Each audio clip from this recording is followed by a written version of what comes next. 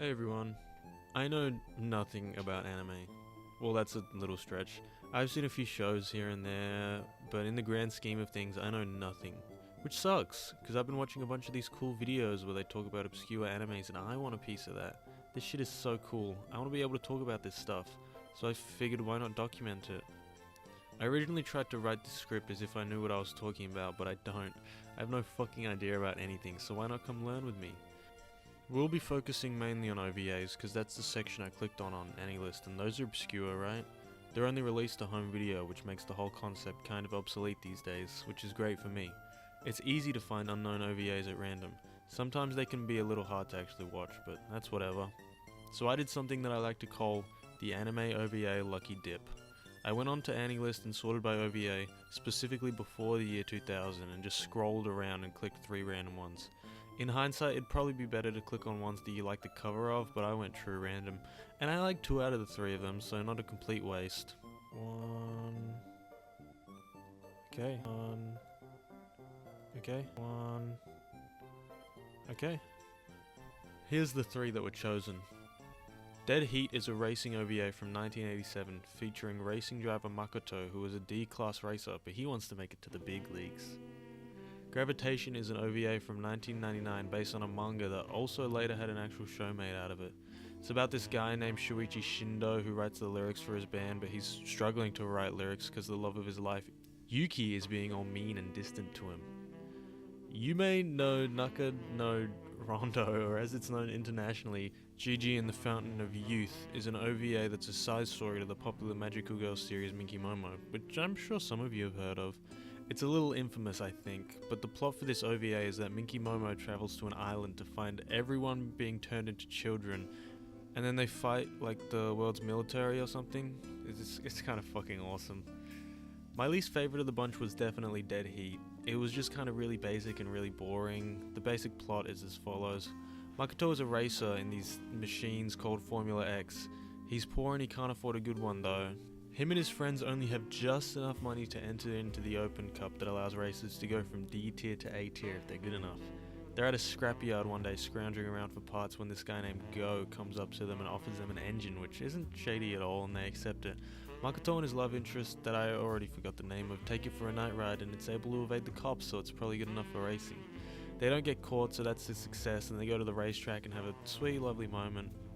Now it's the day of the race, and whoa, this guy who's in the A tier is being mean to them because he's better than them, and that's not cool. You go and show this guy who's boss Makoto. So he starts the race and the engine he was given starts failing, obviously, but they fix it, so it's all good. Look at him go, he's doing real good. Until he gets within like a few meters from the finish line where the engine breaks completely and he's left stuck there and he loses big time. He's super torn up about this, but then the A tier guy is like, hey kid, you got potential, or something along those lines, and that makes everything better. This OVA definitely isn't bad, but it's not close to anything special. At the very least, it's got some cool robots and a short runtime, so you don't have to sit there for too long, but it's pretty bare bones and predictable. It definitely has the feel of Gundam, which is probably because the director Kawase Toshifumi worked on Mobile Suit Zeta Gundam and ZZ, and so did Makoto's voice actor Yao Kazuki, who was also in Gunbuster, which is another old OVA alongside so much other stuff. Cool. Arguably the most interesting part of this OVA was its release. It's widely hailed as Japan's first 3D anime, achieved through its release on the JVC Victor VHD video disc system, which allowed for 3D capability on select releases as a way to breathe life into this dying system. Thanks arcadiapod for that fun little fact. This blog delves way deeper into this show than I want to, so if you're interested, it's a must read. Overall, I don't think it's bad. I don't have a whole lot to base it off because I've seen like a total of 1 of the racing thing.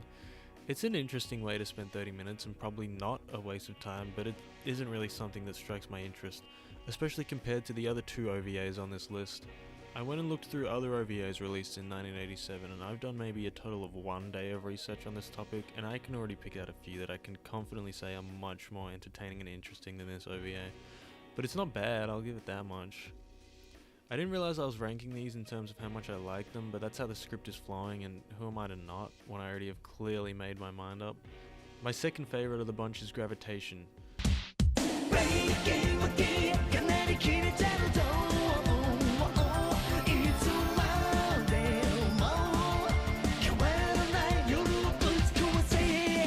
It's fun and silly, and it breathes life into a plot that sounds simple on the surface. The opening to this anime is kind of fucking awesome, by the way. We meet our main character Shuichi Shindo, who's having trouble writing lyrics, and his managers aren't happy about that, because they have an album to release and he still hasn't written the lyrics, not to mention a big festival coming up soon. They play a little game of charades where Shuichi tells them why he can't write lyrics, because the love of his life Yuki is being all cold and mean towards him. There's some scenes where I'm not actually sure if it's like a dream or not, like him playing at a club and he sees Yuki and like freaks out. Anyway, he goes home and Yuki is all mean to him, and then, whoa, yaoi dream sequence that starts out alright, but then Yuki gets all mean, like real life. Yuki leaves and Shuichi gets some kind of burst of inspiration. We see him recording and then doing a performance, and oh, he's on a roll until he sees on TV that Yuki is writing lyrics for this big band playing at the festival called Grasper, and that crushes Shuichi, and he's right back to his slump. And that's the end of episode 1. One more to go. Shuichi has been missing for 3 days and Yuki wants to find him. He goes and asks the record execs and they don't know, they want Yuki to find him. We see Shuichi back at his family's house and then Yuki at the Tokyo Bay Music Festival while they set up, talking to the band. Then there's this big reveal that his condition for writing lyrics is to take precautions so that Shuichi doesn't get hurt. Yuki goes home and we're introduced to his brother or something, he's doing voodoo and then it's brushed off, and wow, that background reminds him of Shuichi. Back at Shuichi's family home, someone else from the band, Ryuichi, is outside, who tells him Yuki is out looking for him and stuff, but Shuichi is all good now because it's a beautiful thing to see the band he loved and the love of his life working together on songs. Shuichi goes to the studio and tries to write lyrics, but he still can't, and a week passes and he still can't write. Someone gives him a ticket to the festival, so he decides to go and is excited to see Yuki until he realizes Yuki isn't coming. He watches Grasper play for a bit until the guy who visited him before invites him up to sing with them. Oh, Yuki is there watching. Shuichi has some sort of epiphany about lyrics and he invites the whole band up there to play and they do awesome. Although Yuki still thinks they suck, but it's lovingly. There's a post-credits scene where they cuddle on the couch, so it's all good. Okay, so this OVA is kind of fucking awesome, I think. It's so stylized and lovingly made, and it's got everything you could probably want. Unless you're not into yaoi, I guess, but who doesn't like yaoi? It's a pretty basic love story with pretty basic beats, but the way it's animated and treated and made is what really helps it stand out in its own way. It feels like the people who made it had fun with it.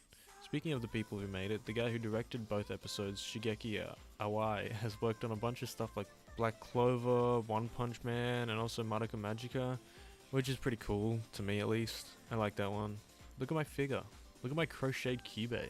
You don't have one of those. It actually seems like a mildly popular series compared to some of the other OVAs I've been looking at while falling down the rabbit hole for this video, which I have gone deep into, like really deep.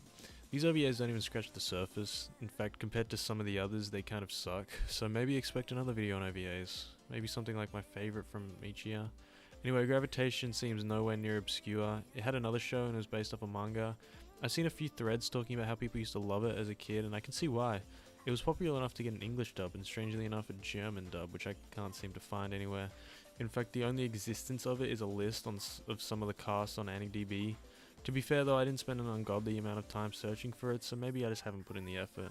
But the idea of its existence is cool to me. I love weird dubs. What I'm trying to say is it isn't completely unknown, but it's good. It's cool, I like it. 7 out of 10. Look at this old AMV I found.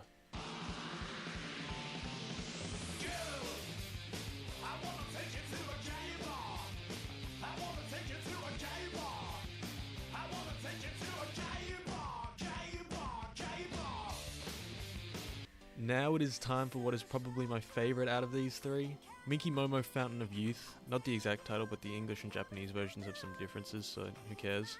It opens with a summary of how Minky Momo came to Earth, from the planet Fenrir and Asa, to give people dreams and hope along with her talking dog, a monkey, and a little bird.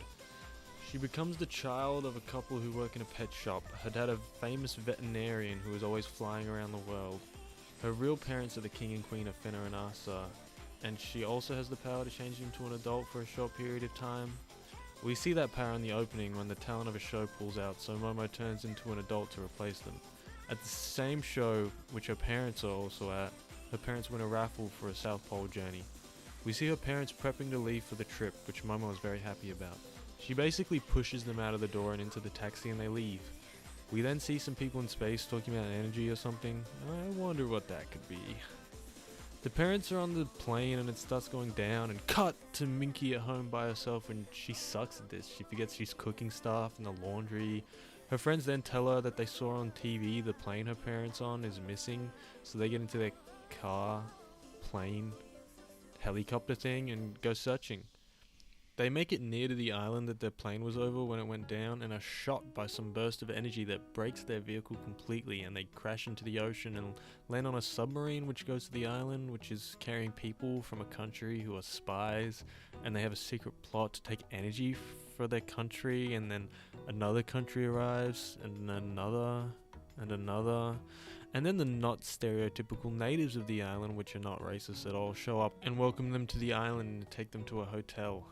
Momo announces that she's there to find her parents, not to try harvest the energy, and nobody really cares. The next morning comes, and everyone gears up to race to the mountain to find the source of the energy. Like, literally race up. Momo tags along with these two in a hot air balloon. All the people driving are struggling, there's a snake.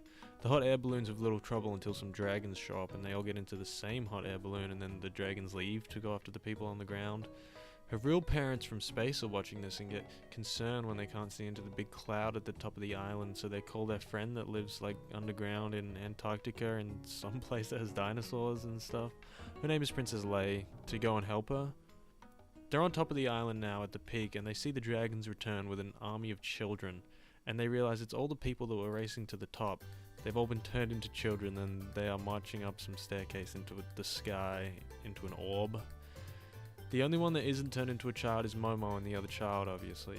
It turns out this is just a whole country of children in this orb, or more like a town, I guess, but they call it a country, and Momo isn't allowed entry because she has the power to turn into an adult, which sets off the alarm, so she forges a plan to turn to said adult already, and the alarm won't be set off, which works, and she sneaks into the country and just wanders around. There's a bunch of children around, obviously. She makes her way to the center of it where the energy is coming from and is stopped by this guy that's supposed to be Peter Pan, I think. They have a sword fight and Momo loses, but the guy turns out to be pretty friendly, so it's okay. He explains that there is no time in this country and that's why people come here. He goes and finds people who are sick of being adults and turns them back into children. Momo asks where her parents are. It strikes midnight, and with that begins the carnival of children who like to stay up late. She returns to her child self and the alarm goes off. Peter tells her that her papa and mama are everyone's papa and mama and turns her back into an adult, so the alarms stop. He takes her flying through the country and stops at her parents. She turns back into a child and greets them, and they figure she made her way across the ocean to an island and to the top of a mountain because she was lonely and wanted to see them. Her parents tell her they've decided to give up the pet shop and are thinking about moving here to this country, and she turns back into an adult and they celebrate and dance. Momo isn't so sure this country is the paradise it's presented as and argues, and the argument is promptly ended when the army of a bunch of different countries come and attack the country with bombs and missiles and planes. They send out some drones that rip the planes apart, and the dragons go and turn them into children. Momo runs around and saves some of the children that haven't made it to the castle where they're all bunkering down. She saves this one girl, then saves her parents, then saves this other kid, and she always does this fucking pose whenever she saves one. It's kind of badass. Another thing I think is kind of awesome is that the army was spying on this country before they attacked, so they know they were just bombing children, and I think that's kind of awesome too. They make it to the castle and meet with Peter, who wants to attack them. Momo says he should talk to them, but he says he's going to turn them into children. He shows her a supply line of capsules filled with the island's energy that will turn them into children and says they'll escape in the chaos, since they can't just make children fight a war. Momo says she'll help. They hand out their capsules and they are just making children fight because they just send them out in little planes to attack. Momo turns into a pilot and heads out to help. Her parents get bombed, but they're in love, so it's okay. Momo turns a whole ship into children and is attacked by another guy in a real plane.